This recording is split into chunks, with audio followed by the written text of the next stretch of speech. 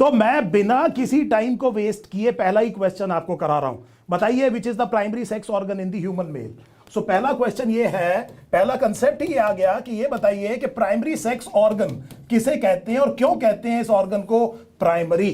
सो इसका आंसर ये है कि प्राइमरी सेक्स ऑर्गन वो ऑर्गन है जो कि उस पर्टिकुलर सेक्स का एक तो गैमेट बना रहा है और दूसरा उस हार्मोन को सिक्रीट कर रहा है, सिंथेसाइज कर रहा है, जो कि development of secondary sexual characters के लिए रिस्पॉन्सिबल है। दो चीजें याद रखिए, प्राइमरी सेक्स ऑर्गन दो काम करता है, एक वो गैमेट बनाता है, दूसरा वो हार्मोन बनाता है जो सेकेंडरी सेक्सुअल कैरेक्टर्स को रेगुलेट कर रहा है। Now the answer is very simple. आपको पता है कि ह्यूमन मेल्स में this has to be testis. Incidentally देखिए प्लूरल टेस्टिस के लिए TES लिखा जाता है, सिंगुलर के लिए IS लिखा जाता है। आपको पता है गैमेट का नाम क्या है, आप ये बताइए हार्मोन का नाम क्या है। What is the hormone that is responsible for the development of secondary sexual character and regulation of the secondary sexual characters in the human males? I hope ये पहला कंसेप्ट तो ये आपको बिल्कुल समझ में आ गया।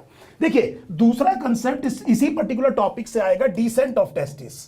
सो अब वो आपसे ये पूछेंगे कि शुरू में एम्ब्रियोनिक स्टेज में ये बताइए टेस्टिस कहां बनती है। शुरू में जब बिल्कुल टेस्टिस बनना शुरू होता है, जिस एरिया से गोनैड्स बनते हैं एम्ब्रियोनिक एम्ब्रियो के अंदर, तो सबसे पहले टेस्टिस कहां बनती है? The answer is lower abdomen, pelvic region में बनता है। फिर उसके बाद में फीटल लाइफ में टेस्टिस डिसेंड करती है। It begins in second month and it is completed by 7th month of the intrauterine life. दूसरे महीने से शुरू होकर के 7वें महीने के बीच में टेस्टिस डिसेंड करती है इस पेल्विक कैविटी या लोअर एब्डोमिनल कैविटी से एक extension of the abdominal wall outside the body. इसको हम कहते हैं स्क्रोटम, और रास्ते में जो पैसेज बनता है उसको कहा जाता है inguinal canal. So these are the questions that they can ask. अब मुझे यह पूछना है आपसे कि what is the advantage of descent of testis? I should say rather than advantage, what reason does it have? क्या फायदा होगा, क्या वजह है, इसके पीछे एग्जैक्ट रीजन क्या है कि क्यों ये टेस्टिस मेल में डिसेंड करनी चाहिए into an extension of the abdominal wall, जिसे आपने कहा scrotum. It requires a lower temperature. Effective spermatogenesis, ध्यान से सुनिए, एक एक शब्द ध्यान से सुनिए, बहुत आसान है। Effective spermatogenesis requires a temperature that is 2 to 2.5 degrees Celsius lower than the normal body temperature. So this thermoregulation is possible in scrotum because the surface area of the scrotal skin is very high. Number 2, there are large number of sweat glands there, और इसीलिए वहां पर बड़ी आसानी से thermoregulation achieve किया जा सकता है। एक्सटेंशन में एग्जामिनर आपसे पूछता है कि मान लीजिए testis fails to descend, then what happens? ये बताइए, अगर टेस्टिस डिसेंड करना इतना जरूरी है और अगर किसी ह्यूमन मेल में टेस्टिस डिसेंड नहीं किया तो क्या प्रॉब्लम आ जाएगी? Sterility, infertility, cryptorchidism is the term. So देखिए किसी बच्चे ने आंसर दिया क्रिप्टोर्काइडिज्म। सो ये जो ऑर्काई शब्द है, this is the word that tells you something about the testis. तो कहीं पर भी ऑर्काई शब्द आ जाए, orchitis will be inflammation of the testis. तो ये जो ऑर्काई है ये पेरेंट टर्म है किसके लिए? टेस्टिस के लिए। और आपने बिल्कुल ठीक कहा, cryptorchidism, this is the condition and the chances of infertility will be increase. So problem आएगी फर्टिलिटी में और इनफर्टिलिटी होने के चांसेस काफी ज्यादा हैं। देखिए question number 2, so descent of testis, cryptorchidism, अगर डिसेंट नहीं हुआ तो क्या प्रॉब्लम आ जाएगी? These are the questions. अगला जो आपका जो कंसेप्ट वो पूछ सकते हैं कि थोड़ा सा टेस्टिस की एनाटॉमी के बारे में बताइए। सो अगर आप अपनी एनसीईआरटी किताब अपने पास रखे हुए हैं, देखिए the next thing that is explained in the NCERT is the anatomy of the testis. So अभी देखिए अपनी एनसीईआरटी में क्या साइज, डायमेंशन क्या दिया हुआ है टेस्टिस का। ओवल स्ट्रक्चर है टेस्टिस। आप देखिए सबसे पहले, let me give you a homework right now. अब देखिए कि आपकी एनसीईआरटी में इसके डायमेंशंस क्या लिखे हुए हैं। So this can be a direct factual question. अब इधर देखिए, now this testis is covered by a tough connective tissue. This is a tough connective tissue capsule. इसको ट्यूनिका एल्बुजिनिया कहा जाता है। एनसीईआरटी में नहीं है, बहुत जरूरी नहीं है, लेकिन प्लीज, मैंने भी कहा कि थोड़ा सा एनसीईआरटी के बाहर जाएंगे, एक टफ कनेक्टिव टिश्यू की कवरिंग के बारे में बता रहे हैं जिसे ट्यूनिका एल्बुजिनिया कहा जाता है। It goes into the testicular substances forms the septa. आप देख रहे हैं कि ये पार्टीशंस बना रहा है और इसकी वजह से टेस्टिस काफी लोब्यूल्स में डिवाइड हो जाता है। And these are testicular lobules. अपनी एनसीईआरटी में देखिए, the number would be 200 to 250 lobules in the testis, and this is because of the septa and this is because of tunica albuginea. Tunica albuginea pressure में रखती है testis के substance को। सो temperature के अलावा जो दूसरा फिजिकल पैरामीटर है जो इफेक्टिव स्पर्मेटोजेनेसिस के लिए चाहिए वो प्रेशर है, और ये प्रेशर किसकी वजह से आता है? ट्यूनिका एल्बुजिनिया की। अब एक बात बताइए कि यहां पर जो मैं स्ट्रक्चर बना रहा हूं ये क्या है? सो मैं यहां पर 1 या 3 हर एक लोब्यूल में 1 से 3 कुछ कर्व्ड छोटे डायमीटर की ट्यूब्स बना रहा हूं जिसे मैं ट्यूब्यूल्स कह रहा हूं। What is this called as? So let us make this diagram and let us see what is your understanding of the human anatomy. So हर एक लोब्यूल में 1 से 3 ये कर्व्ड छोटे डायमीटर के ट्यूब्स, इसीलिए ट्यूब्यूल्स कह रहा हूं। इसको क्या कहा जाता है? So yes, absolutely right. These are called as seminiferous tubules. इस seminiferous tubule के अंदर क्या हो रहा है? What happens inside the lumen of the seminiferous tubule?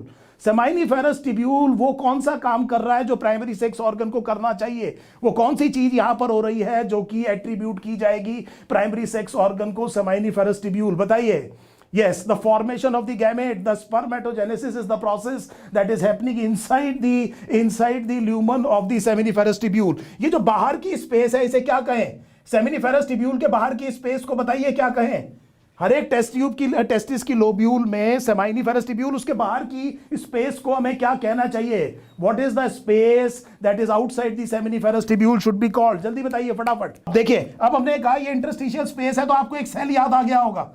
अब देखें, बताइए कौन सा सेल है ये? बताइए इस सेल का नाम क्या? अगर आपने इंटरस्टिशियल स्पेस पहचान लिया तो आपको सेल का नाम ऑटोमेटिकली पता चल गया। नाम बताइए इस सेल का। बिल्कुल ठीक है, interstitial cells of Leydig. Interstitial cells of Leydig. और वो दूसरा कौन सा काम है प्राइमरी सेक्स ऑर्गन का जो ये कर रहे हैं? What is their function? इनका फंक्शन क्या है? Androgen secretor, and the main androgen is testosterone. तो ये वो सेल है जो टेस्टोस्टेरोन को सिक्रीट कर रहे हैं under the influence of luteinizing hormone. ध्यान रखिएगा, interstitial cells of Leydig secrete करते हैं एंड्रोजन, और उनको स्टिमुलेट करता है कौन? एक गोनाडोट्रोपिन। इस गोनाडोट्रोपिन का नाम क्या है?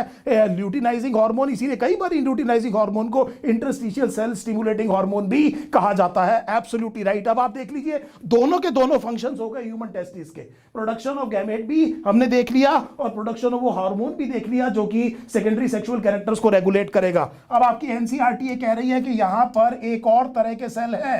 क्या आपको याद है किस तरह के सेल्स एनसीईआरटी मेंशन कर रही है? There is another type of cell present in the testicular substance, immunocompetent cells. And let me tell you, ये छोटा सा एक्सटेंशन एनसीईआरटी का मैं कर देता हूं कि ये जो इम्यूनोकॉम्पिटेंट सेल्स हैं, they are basically macrophages.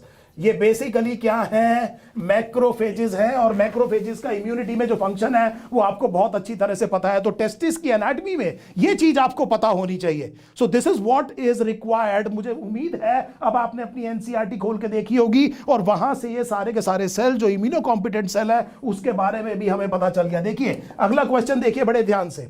The process of spermatogenesis, what initiates the onset of puberty in human male? Human male में ऑनसेट ऑफ प्यूबर्टी किस हार्मोन के सिक्रीशन के शुरू होने की वजह से होती है?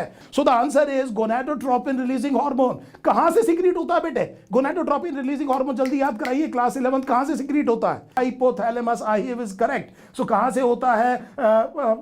हाइपोथैलेमस से होता है। गोनाडोट्रोपिन रिलीजिंग हार्मोन किस ग्लैंड पर एक्ट करता है? The answer is anterior pituitary. और फिर एंटीरियर पिट्यूटरी क्या रिलीज करता है? गोनाडोट्रोपिन। और गोनाडोट्रोपिन को गोनाडोट्रोपिन इसीलिए कहा जाता है क्योंकि ये गोनैड्स पर एक्ट करते हैं। और गोनैड्स कौन है? मेल्स में टेस्टिस है। और हमने ये कहा कि स्पर्मेटोजेनेसिस का प्रोसेस प्यूबर्टी के ऑनसेट पे शुरू होता है। मेल्स में प्यूबर्टी 2-3 साल डिलेड होती है with respect to female. So puberty में जो एक काम होता है that is the process of spermatogenesis. और ये स्पर्मेटोजेनेसिस इस सेमिनिफेरस ट्यूब्यूल के अंदर हो रहा है। और हम इसकी एक वॉल दिखा रहे हैं। इसकी वॉल में कुछ जर्म लाइन सेल्स हैं। इन सेल्स को हम कहते हैं स्पर्मेटोगोनिया।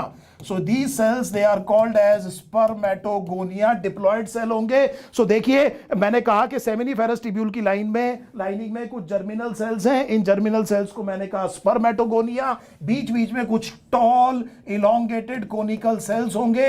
इन सेल्स को हम कहते हैं सर्टोली सेल्स। इन सेल्स को हमने कहा सर्टोली सेल्स। सर्टोली सेल्स को सस्टेंटेक्युलर सेल्स भी कहा जा सकता है। एंड यू आर राइट, आप में से कई लोगों ने इस शब्द को इस्तेमाल किया है, they may also be called as the nurse cells. तो मैंने दो तरह के सेल्स सेमिनिफेरस ट्यूब्यूल की लाइनिंग में बताए, एक स्पर्मेटोगोनिया और दूसरे सर्टोली सेल। अब देखिए ये जो स्पर्मेटोगोनिया है, ध्यान दीजिएगा बेटे, ये जो स्पर्मेटोगोनिया है, इसके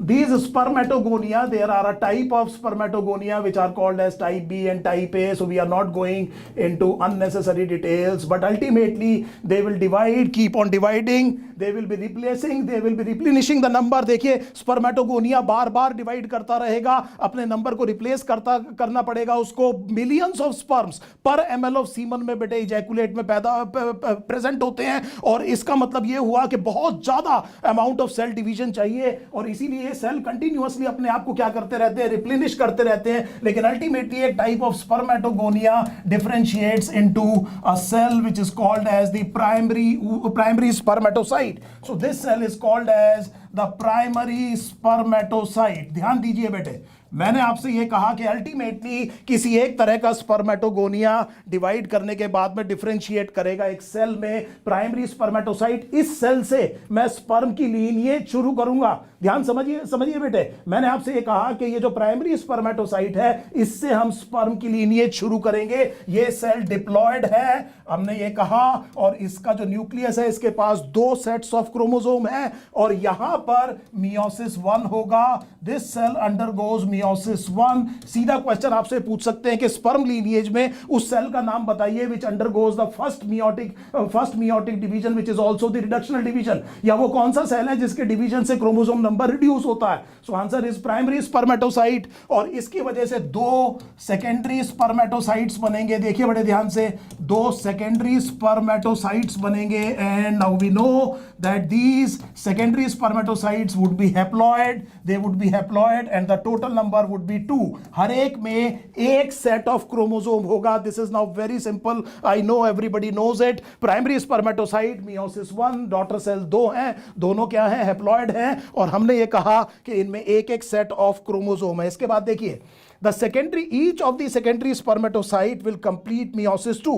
Each of the secondary spermatocyte will complete meiosis 2। So हर एक को meiosis 2 कंप्लीट करना पड़ेगा, और एक स्फेरिकल सेल बनेगा। इस स्फेरिकल सेल को कहा जाता है स्पर्मेटिड। इनका नंबर है 4। So total number of cells would be 4, and they would be 2 each from each secondary spermatocyte. And let us not forget that this is an equational division, and therefore the chromosome number remains n। And this type of cell, ध्यान दीजिए बेटे, इसलिए concept पढ़ा रहा हूं, ध्यान से दीजिए। देखिए ये एक स्फेरिकल स्ट्रक्चर है, ये एक स्फेरिकल सेल है, लेकिन अभी एक स्टेप और बाकी है, और वो स्टेप बाकी ये है कि ये स्पर्मेटिड डिफरेंशिएट होकर के कन्वर्ट होगा द मैच्योर स्पर्म में, और इस प्रोसेस को आप कहते हैं स्पर्मायोजेनेसिस। सो बड़े ध्यान से देखिए, इस प्रोसेस को हमने कहा स्पर्मायोजेनेसिस। पूरे प्रोसेस को आप कहते हैं स्पर्मेटोजेनेसिस। यहां से यहां तक स्पर्मेटिड तक के बनने को कहते हैं स्पर्मेटोसाइटोजेनेसिस। ध्यान दीजिए, पूरा प्रोसेस स्पर्मेटोजेनेसिस, स्पर्मेटिड तक का बनना स्पर्मेटोसाइटोजेनेसिस, और स्पर्मेटिड का डिफरेंशिएट होकर के स्पर्म बनना, इस प्रोसेस को हम कहते हैं स्पर्मायोजेनेसिस। और ये जो स्पर्मायोजेनेसिस है, इसके लिए सारा रॉ मटेरियल कौन प्रोवाइड करता है? Sertoli cells. इसीलिए इन सेल्स को नर्स सेल कहा जाता है। सो होगा ये कि यहां पर जब ये स्पर्मेटोजेनेसिस शुरू हो रहा है, let us say these are primary spermatocytes, these are secondary spermatocytes, then these are the spermatids. The spermatids gets physically associated with Sertoli cell. So देखिए, जो spermatid, जो spherical cell है, वो physically associate होता है किसके साथ? Sertoli cell के साथ में। Sertoli cell इसको पूरा raw material provide कर रहा है, और यहां पर इस मदद की वजह से ये जो spherical cell है, ये convert होगा into a sperm, and then it is released from the Sertoli cell, and finally released from the seminiferous tubule। और release from the seminiferous tubule को कहते हैं क्या? बताइए answer. What is the release of sperm from seminiferous tubule called as? So पीछे मैंने पूरा concept बताया, अब एक जल्दी से मेरे को आंसर दीजिए कि सेमिनिफेरस ट्यूब्यूल से जब स्पर्म रिलीज होता है अपने डिफरेंशिएशन के बाद में, तो उस प्रोसेस को क्या कहा जाता है? स्पर्मिएशन। इसको क्या कहते हैं? स्पर्मिएशन। टर्म्स याद करा रहा हूं बेटे, टर्म्स फिर एक बार याद करा रहा हूं। Spermatogenesis, spermatocytogenesis, स्पर्मायोजेनेसिस, Sertoli cells, spermatogonia, और फिर हमने ये देखा कि एक प्राइमरी स्पर्मेटोसाइट से बताइए कितने स्पर्म बनेंगे। जल्दी जल्दी आंसर दीजिए। How many sperms ultimately can be formed from one spermatocyte? एक प्राइमरी स्पर्मेटोसाइट से कितने स्पर्म बन सकते हैं? जल्दी बताइए। कितने स्पर्म बनेंगे एक प्राइमरी स्पर्मेटोसाइट से? कितने स्पर्म बनेंगे एक सेकेंडरी स्पर्मेटोसाइट से? कितने स्पर्म बनेंगे एक स्पर्मेटिड से? This is the question that they can actually ask in the entrance examination. So अब आपको बहुत आसानी से समझ में आ गया। 4, 2, 1 आंसर है। एक प्राइमरी स्पर्मेटोसाइट से 4, एक सेकेंडरी स्पर्मेटोसाइट से 2, और एक स्पर्मेटिड से 1 ही स्पर्म बनेगा। सो जल्दी से मुझे एक चीज रिवाइज कराइए। मुझे बताइए कि जो ह्यूमन स्पर्म है उसके स्ट्रक्चर पे हेड के ऊपर एक कैप लाइक स्ट्रक्चर होता है। मुझे बताइए क्या है ये? What is this structure called? So we are looking at the structure of the human sperm. सबसे ऊपर हेड के ऊपर एक कैप लगाई जाती है. This cap like structure is called as, it is called as acrosome. अब मुझे बताइए which organelle is involved in its formation? इस कैप लाइक स्ट्रक्चर के बनने में किस ऑर्गेनली का बहुत इंपॉर्टेंट रोल है? Which organelle in the cell is responsible for the formation of this cap-like structure at the head end of the sperm? So the correct answer, Pari, is absolutely right. This is Golgi apparatus. अब मुझे ये बताइए कि इसके अंदर क्या present होता है? What is present inside the acrosome? Acrosome के अंदर क्या चीज प्रेजेंट है? जल्दी बताइए। एक्रोसोम, ये जो कैप लाइक स्ट्रक्चर है, इसके अंदर क्या प्रेजेंट है बेटे? What exactly is filled in this cap-like structure at the head end of the sperm?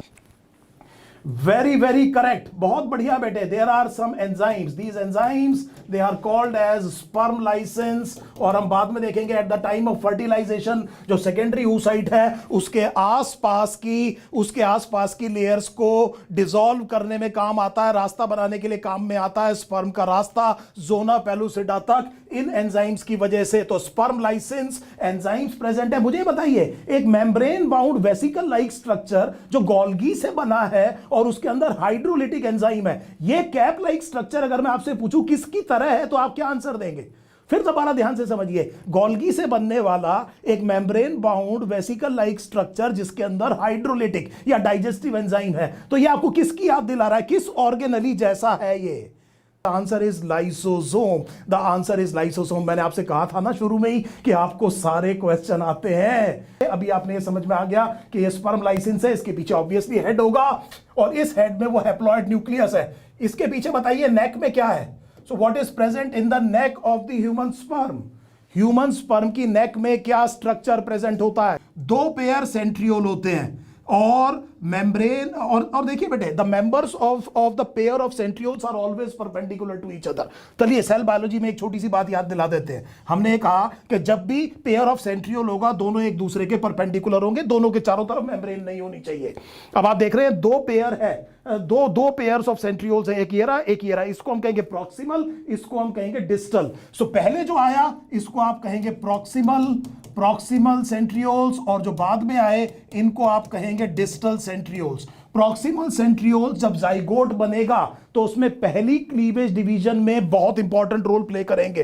थोड़ा एनसीईआरटी के बाहर है, ध्यान रखिए। मैंने आपसे ये कहा कि जो प्रॉक्सिमल सेंट्रियोल है that will be involved in the first cleavage division after fertilisation in zygote. That is a very very important thing. और बाद वाला हमने कहा कि ये डिस्टल पेयर है। अब बताइए जो मैं स्ट्रक्चर बना रहा हूं इस स्ट्रक्चर को मिड पीस या बॉडी भी कहा जाता है। So this is the mid piece और इसको हम बॉडी भी कह सकते हैं। यहां बताइए क्या लोकेटेड है? इस मिड पीस में स्पाइरली अरेंज माइटोकॉन्ड्रिया है। This is very good. Spirally arranged mitochondria, I am not bothered about Nebenkern manchette, ये शब्द छोड़ दीजिए बेटे कि स्पाइरल अरेंजमेंट को क्या कहते हैं, इसके आसपास जो स्पेशलाइज्ड जो फ्लूइड है उसको क्या कहते हैं। लेकिन ये याद रखिए कि स्पर्म के अंदर अपना सोर्स ऑफ एनर्जी, बेसिकली कहने का मतलब ये हुआ कि अपने पावर हाउस स्पर्म खुद लेकर के जा रहा है। That means sperm motility will be a very very energy intensive process. Sperm जब मोटाइल होगा फीमेल जेनिटल ट्रैक्ट के अंदर तो बहुत एनर्जी चाहिए, और इसके लिए हमने ये कहा कि बहुत सारा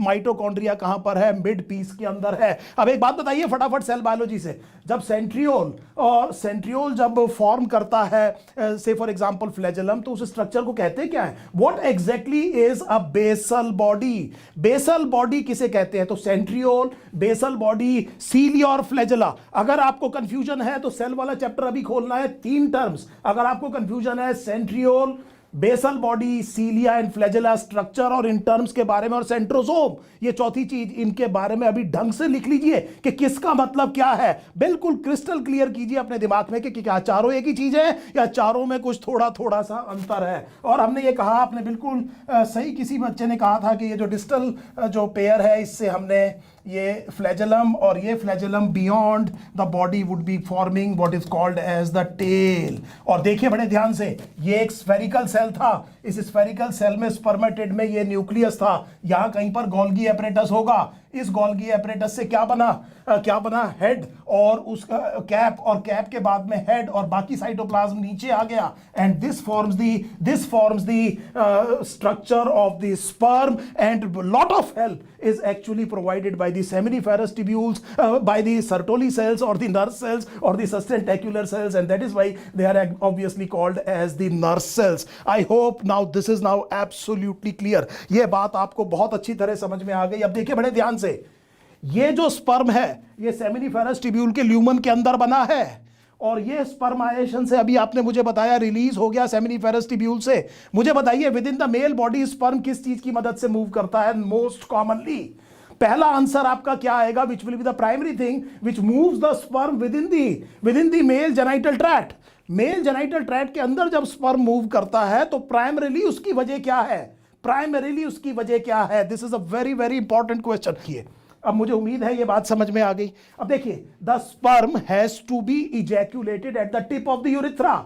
सो इसका मतलब ये जो साइट ऑफ प्रोडक्शन है और साइट ऑफ इजैक्यूलेशन है, वहां तक स्पर्म को कैरी करने के लिए मुझे डक्ट सिस्टम बनाना पड़ेगा, और जो भी चीज प्राइमरी सेक्स ऑर्गन नहीं है उसे आप एसेसरी कहेंगे, और मुझे यहां पर कुछ डक्ट्स को मेंटेन करना पड़ेगा, डक्ट्स बनाने पड़ेंगे जो कि इस साइट ऑफ प्रोडक्शन जो कि सेमिनिफेरस ट्यूब्यूल है, यहां से स्पर्म को कैरी करके टिप ऑफ द यूरेथ्रा तक लेके जाए, जहां से सीमन जब इजैक्यूलेट होगा तो उसमें साथ में स्पर्म भी इजैक्यूलेट होंगे। So the next concept obviously would be the duct system of the human male reproductive system। तो इसमें जो duct system है उसकी बात करते हैं, देखिए बड़े ध्यान से। सो ये टेस्टिस है, मैंने for the sake of simplicity बीच में से लोब्यूल्स हटा दिए हैं। सो let us say these are the seminiferous tubules. ये सेमिनिफेरस ट्यूब्यूल्स हैं, इनके अंदर स्पर्म बना, यहां से स्पर्म आगे चल करके कुछ छोटे स्ट्रेट ट्यूब्यूल्स में जाकर के जुड़ता है, इन्हें ट्यूबुलाए रेक्टाए कहते हैं। सो चलिए सीक्वेंस बनाते हैं। पहली जगह सेमिनिफेरस ट्यूब्यूल,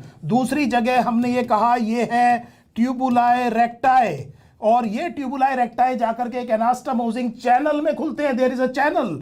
सो काफी ज्यादा इंटरकनेक्शन है, एनास्टमोसिंग शब्द इस्तेमाल किया। इस चैनल को आप कहते हैं रेटे टेस्टिस। ध्यान दीजिए बेटे। So let us try to make a diagram. हमने कहा कि ये स्पर्म यहां से ट्यूबुलाए रेक्टाई से किस में आया, रेटे टेस्टिस से वासा इफ्रेंशिया। सो 15 से 20 वासा इफ्रेंशिया। सो इसको आपने कहा वासा इफ्रेंशिया, इनका नंबर काफी रिड्यूस हो गया, केवल 15 से 20 है। अब ये जो 4 चीज हैं देखिए बेटे, सेमिनिफेरस ट्यूब्यूल, ट्यूबुलाए रेक्टाए, रेटे टेस्टिस और वासा इफ्रेंशिया, ये टेस्टिस के अंदर है, इसीलिए इनको इंट्रा टेस्टिकुलर डक्ट सिस्टम कहा जाता है। So that is why they are called as the intra testicular duct system. अब ये जो डक्ट है वासा इफ्रेंशिया टेस्टिस से बाहर आए हैं, लेकिन अभी स्क्रोटम में है, and they will continue into a very very coiled, the longest part of the male reproductive duct system. और इस चीज को हम कहते हैं, बताइए नाम बताइए इस स्ट्रक्चर का, ये स्ट्रक्चर टेस्टिस के बाहर है और स्क्रोटम के अंदर है, सबसे ज्यादा कॉइल्ड है, बहुत ज्यादा लेंथी है। इसके कुछ रीजन आप देख रहे हैं, ये जो रीजन आपको दिखाई दे रहा है इसे हेड कहते हैं। हेड का मतलब ही बायोलॉजी में कैपट होता है। इसको बॉडी कहते हैं, बॉडी का मतलब ही कॉर्पस होता है, और टेल को कॉडा कहा जाता है। So these are the literal meanings of the term. So it has a head, a body and a tail. What is this structure called as? Epididymis. Epididymis, मुझे बताइए इस एपिडिडाइमिस का फंक्शन क्या है? What is the function of the epididymis in human beings? क्या होता है यहां पर स्पर्म का? What happens in the epididymis? क्या क्वेश्चन आ सकता है एंट्रेंस में, क्या होता है यहां पर? यस, यहां पर स्टोरेज होती है। सो पहली चीज याद रखिए, the sperms is stored in epididymis. Number 2, they get mature. So यहां पर स्टोर होते हैं, यहां पर मैच्योर होते हैं। सेमाइनल वेसिकल, आपने बहुत से एनिमल किंगडम के चैप्टर्स में पढ़ा होगा कि जनरली सेमाइनल वेसिकल उस जगह को कहते हैं जहां स्पर्म स्टोर होता है, लेकिन ह्यूमन बीइंग्स में सेमाइनल वेसिकल्स में स्पर्म स्टोर नहीं होता। अगर इस संदर्भ में देखा जाए तो seminal vesicle would be a misnomer. Human beings में जो स्पर्म स्टोर होता है वो एपिडिडाइमिस में, और क्योंकि ये सबसे लंबा पार्ट है, स्पर्म सबसे ज्यादा देर यहां पर रहता है, तो इसीलिए एजिंग होगी स्पर्म की, और एजिंग शब्द से ही आप ला सकते हैं मैच्योरेशन। सो ये जो स्टोरेज और मैच्योरेशन फंक्शन है ये किसका है? एपिडिडाइमिस का। Now this epididymis continues into a broader, shorter and straighter duct. इसका नाम बताइए। ये डक्ट दोबारा से इंग्वाइनल कैनाल के थ्रू लोअर एब्डोमिनल कैविटी में असेंड करेगा। सो ये जो ब्रॉडर, शॉर्टर और स्ट्रेटर डक्ट है जो कि इंग्वाइनल कैनाल के थ्रू वापस स्क्रोटम से कहां जा रहा है? लोअर एब्डोमेन में। इसका नाम क्या है? तो इस डक्ट को आप कहते हैं वास डिफरेंस। क्या आपको पता है वैसेक्टमी में क्या चीज काटी जाती है? And can we cut this thing from the scrotum itself? इसके लिए एब्डोमेन में घुसने में कोई जरूरत नहीं होगी। अब देखिए, ये वास डिफरेंस असेंड किया into the abdomen, and then there would be in the abdomen there would be the urinary bladder, and it will loop over the urinary bladder, और ये यूरिनरी ब्लैडर के ऊपर लूप करके बाकी course चलाएगा आगे। It will move further after looping over. So एक और वास डिफरेंस इधर से इन्होंने लूप किया, किसके ऊपर? ब्लैडर के ऊपर, और उसके बाद में अपना फर्दर कोर्स किया। सो क्वेश्चन आपसे ये पूछा जाएगा कि वो डक्ट बताइए जो वापस गया एब्डोमेन में। अच्छा, इस वास डिफरेंस का जो एंड होता है वो डायलेटेड होता है। इसको क्या कहते हैं बताइए? The end of vas deferens is dilated. नाम बताइए इसका। What is the dilated end of vas difference called? तो चलिए इस डायग्राम को दोबारा बनाते हैं। सो अब हम ये कह रहे हैं कि एक वास डिफरेंस ये है, एक वास डिफरेंस ये है। अब हमने कहा कि इसके डायलेटेड एंड्स हैं। इस डायलेटेड एंड को क्या कहा जाता है? जल्दी बताइए। What are the dilated ends of vas difference called? Absolutely right. They are called as ampulla. क्या आपको एम्पुला से सेमी सर्कुलर कैनाल का भी डायलेटेड एंड याद आ गया कि नहीं आ गया? क्या आपको फेलोपियन ट्यूब में याद आया कि कोई पार्ट होता है कि नहीं होता है एम्पुला? अगर आपने इतना भी दिमाग रखा एग्जाम के अंदर, अपने को संभाल के रखा, और कोई शब्द नहीं भी आ रहा है, तो इस तरह से भी क्वेश्चन किया जा सकता है कि एम्पुला शब्द है, कहीं ना कहीं ब्रॉड की बात हो रही होगी, कहीं ना कहीं डायमीटर ज्यादा होगा, कहीं ना कहीं डायलेटेड टाइप की चीज पड़ी हुई होगी, इसलिए शायद ये शब्द क्या इस्तेमाल कर रहे हैं? Ampulla. So just keep your cool in the entrance examination. Believe me, rather than knowledge, it is basically temperament that gets you a very good seat in the entrance examination. अब देखिए, इसके बाद में यहां पर एक और पेयर्ड डक्ट है ह्यूमन बीइंग का, और इसे हम कहते हैं समाइनल वेसिकल। ये बताइए, समाइनल वेसिकल के डक्ट और ये जो एंड है वास डिफरेंस का, ये दोनों जुड़ करके दे कंटिन्यू एज व्हाट? किस स्ट्रक्चर की तरह ये कंटिन्यू कर रहे हैं? Can you see that the duct of the seminal vesicles are joining the end of the vas deferens and then they continue as? बताइए, देन दे कंटिन्यू एज। शाबाश। ये क्या है बेटे? इजैकुलेटरी डक्ट है। अब मुझे बताइए कि the ejaculatory duct is surrounded by an unpaired gland. नाम बताइए इस ग्लैंड का। ह्यूमन मेल्स में ये जो ग्लैंड दिखाई दे रहा है अनपेयर्ड है। देखिए, आपको दो दिखाई दे रहे होंगे, लेकिन मैं कट सेक्शन बना रहा हूं। It is actually a doughnut like structure. ये डोनट लाइक स्ट्रक्चर है, डोनट के बारे में आप जानते हैं, तो मैं कट सेक्शन दिखा रहा हूं, इसलिए आपको दो तरफ दिखाई दे रहे हैं। This is N unpaired gland. नाम क्या है इसका? Absolutely right. इसका नाम क्या है बेटे? प्रोस्टेट। इसका नाम क्या है? प्रोस्टेट। अच्छा, प्रोस्टेट का डक्ट कहां खुलता है?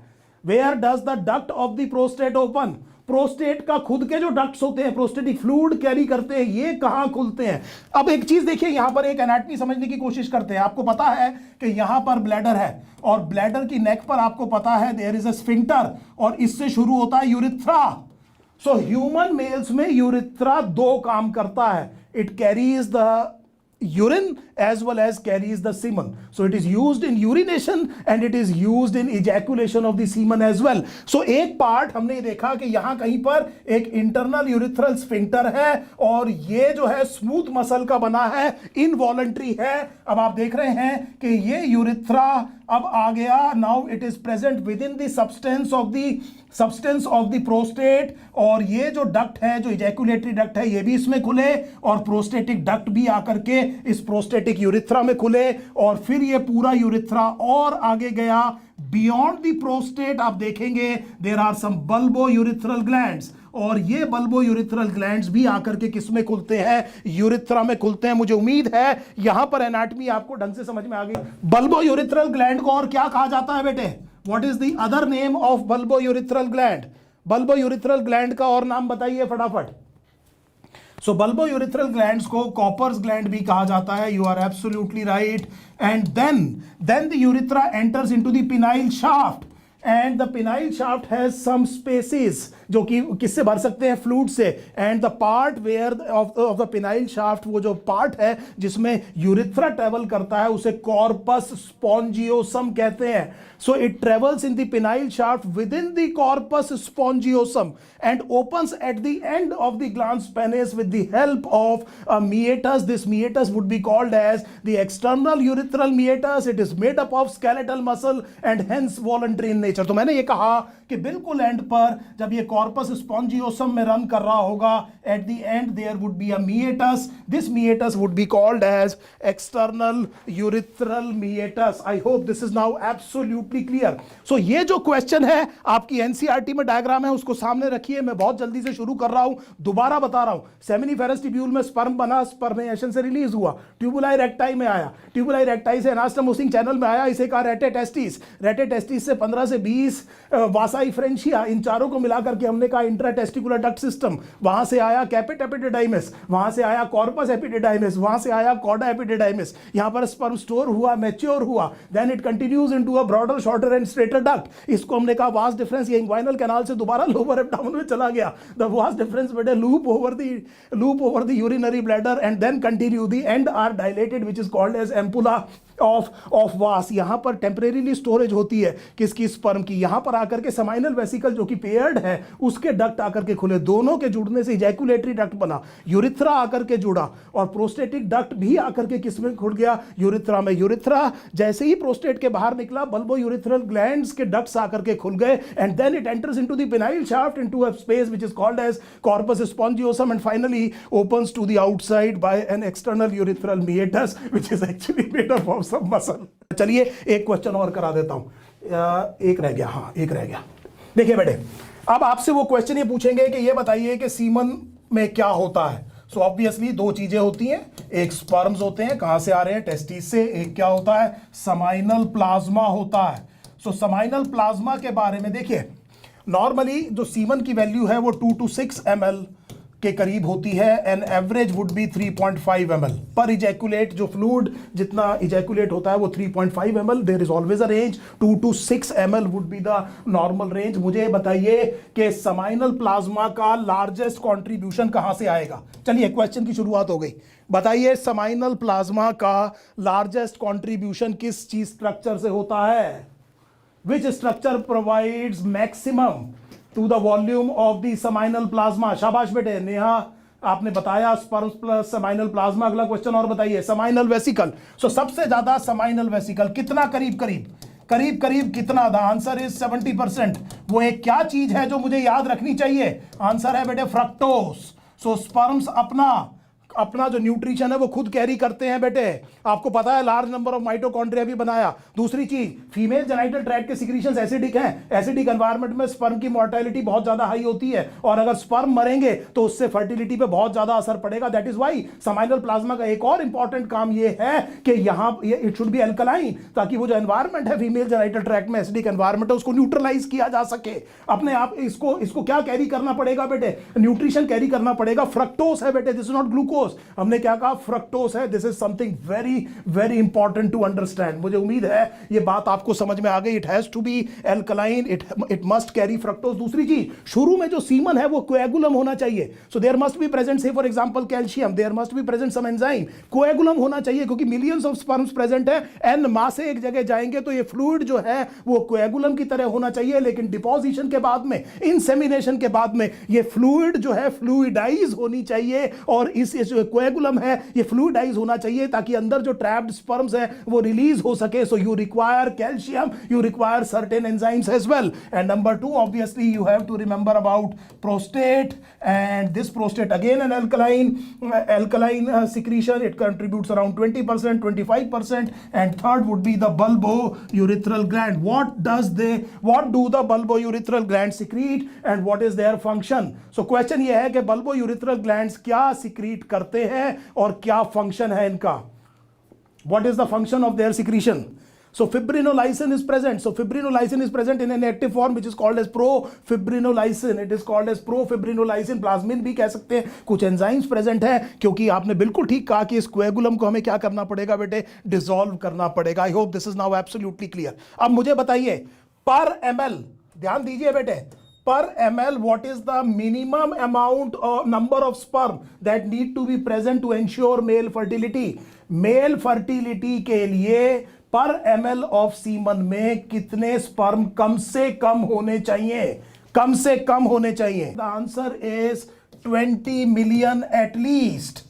सो 20 मिलियन, देखिए बहुत ज्यादा हो सकते हैं, 100 ml भी, 100 मिलियन भी हो सकते हैं एक ml में। It can be on higher side 100 to 120 million. लेकिन हम ये कह रहे हैं कि नॉर्मल फर्टिलिटी के लिए पर ml ऑफ सीमन में एटलीस्ट 20 मिलियन स्पर्म होने चाहिए। अगर 20 मिलियन से कम है, मतलब स्पर्म प्रेजेंट है, ध्यान से सुनिएगा, स्पर्म प्रेजेंट है लेकिन उनका नंबर 20 मिलियन से कम है, तो इस कंडीशन को क्या कहेंगे? What is this condition called?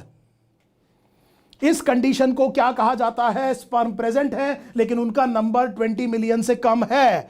Oligospermia आहिव is absolutely on the dot.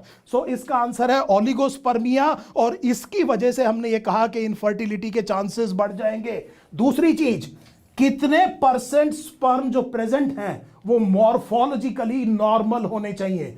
What is the least percentage of the sperm present in the ejaculated semen that need to be morphologically normal? At least, बताइए। Absolutely right. This is number is 60%. And what is the percentage of the sperm that need to be vigorously motile? केवल motile नहीं कह रहा हूं बेटे, vigorously motile. They must be hyper motile. Hyper motility होनी चाहिए, जरूरत से ज्यादा एक्टिविटी होनी चाहिए, हाइपर मोटिलिटी होनी चाहिए। कम से कम कितने परसेंट स्पर्म्स के अंदर? 40। और इमीडिएटली आपको यह समझ में आ गया कि बना बनाया एमसीक्यू आपको दिखाई दे गया बेटे, जो कि आपसे पूछा जा सकता है कि मेल फर्टिलिटी किन किन फैक्टर्स पर डिपेंड करती है, सबसे इंपॉर्टेंट फैक्टर क्या है, और आपसे रिलेटिव वैल्यूज पूछी जा सकती है कि बताइए कितने नॉर्मल होने चाहिए, कितने विग्रसली मोटाइल होने चाहिए। डायरेक्ट सिंपल क्वेश्चन यहां से मेल फर्टिलिटी पे बनता है। फाइनल जो कंसेप्ट है यहां पर वो हार्मोनल रेगुलेशन है। देखिए मैंने आपको बताया कि हाइपोथैलेमस रिलीज करता है जीएनआरएच। जीएनआरएच याद कीजिए पहुंचता है एंटीरियर पिट्यूटरी पर। क्या आप जानते हैं इस कनेक्शन को क्या कहते हैं? हाइपोथैलेमस और anterior pituitary are interconnected with the help of what? जल्दी आंसर दीजिए। हाइपोथैलेमस और एंटीरियर पिट्यूटरी आपस में किस चीज से इंटरकनेक्ट है? Hypothalamic hypophyseal portal system, anterior pituitary release करता है गोनाडोट्रोपिन। गोनाडोट्रोपिन 2 हैं, एक आपने कहा एलएच, इसका नाम आप देख चुके हैं, आईसीएसएच भी कहते हैं। ये एक्ट करेगा लेडिक सेल पर। देखिए कितना बढ़िया फ्लो चार्ट बन रहा है। ये एक्ट करेगा लेडिक सेल पर, और लेडिक सेल प्रोड्यूस करेंगे एंड्रोजन, और मेन एंड्रोजन इज टेस्टोस्टेरोन। और अगर आपने इसके लेवल को रेगुलेट करना है तो इसके हाथ में एक नेगेटिव फीडबैक कंट्रोल खुद होना चाहिए, ताकि जब इसका लेवल बढ़ जाए तो it can inhibit hypothalamus and anterior pituitary. इस तरफ का सर्किट बड़ी आसानी से कंप्लीट हो गया। This is the easier part.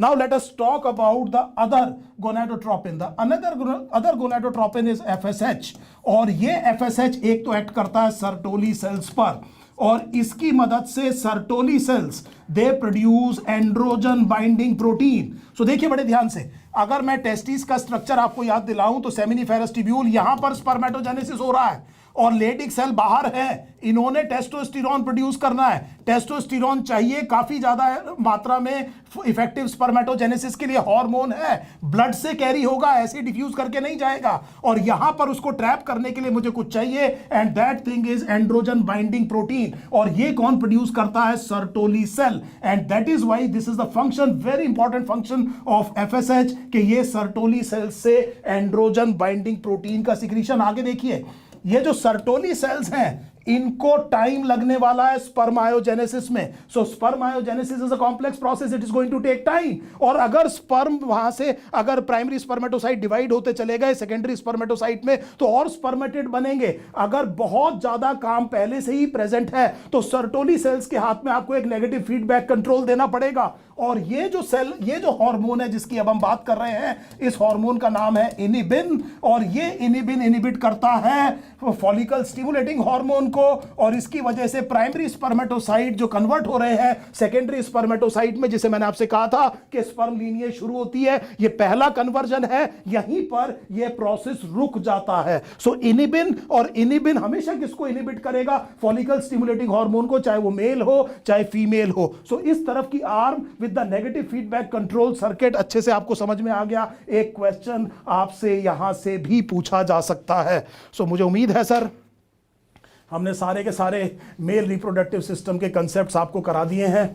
एक और काम करने, एक और टॉपिक अगली क्लास में करेंगे। फीमेल रिप्रोडक्टिव सिस्टम थोड़ा सा मुश्किल है, मैं ये चाहूँगा कि आप बहुत अच्छे से पढ़ के आइए, बहुत अच्छे से पढ़ के आइए, ताकि जो भी पॉसिबल क्वेश्चंस हैं वो यहाँ हम कर लें। हमारा मकसद केवल ये है कि जो नीट एंट्रेंस एग्जाम में क्वेश्चन आने वाला है उसकी लैंग्वेज तो हमें पता नहीं, लेकिन जरूर ये होना चाहिए कि हमारी नज़रों से वो कंसेप्ट निकला होना चाहिए। This is what we are trying to do just before the entrance to the best of our capabilities, अपनी कैपेबिलिटी के हिसाब से। और अच्छी बात यह है मैं और आप मिलकर के ही रिजल्ट को कर सकते हैं। देखिए एग्जाम देने आपने जाना है, मैं यहां पर अपने एक्सपीरियंस से आपको कुछ चीजें दे रहा हूं, और उम्मीद ये करता हूं कि जब आप खूब मेहनत करेंगे अल्टीमेटली एक और बात बताता हूं, लोग बहुत हल्ला मचाते हैं, लेकिन एक इंस्टीट्यूट से x number of student select होते हैं, लेकिन मेरे को लगता है 100x नहीं होते।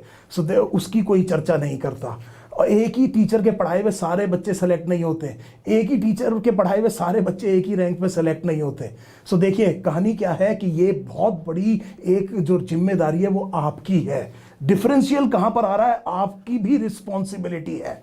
मेरा काम आपको इग्नाइट करना है, मेरा काम आपको चालू कराना है। मुझे पता है कि आपके अंदर जो जनरेटर लगा है, अगर मैं किसी तरह से इंटरेस्ट पैदा कर पाया तो आप अपनी कैपेबिलिटी से इतनी मेहनत कर देंगे कि फिर कोई भी एंट्रेंस एग्जाम किसी भी बच्चे के लिए मुश्किल नहीं है।